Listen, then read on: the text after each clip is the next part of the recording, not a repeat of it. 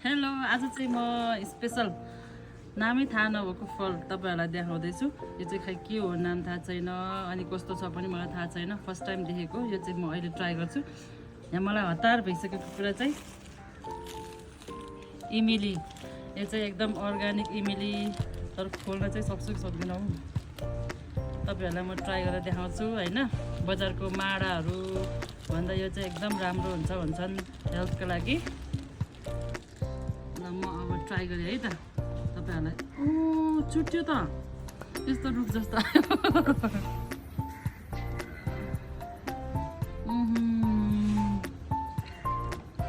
यस्तो मिठो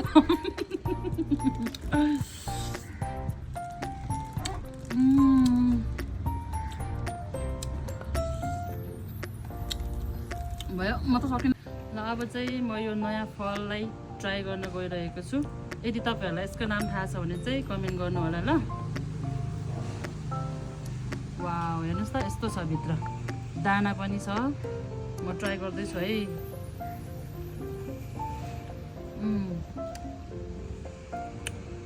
एकदम मिठो छ,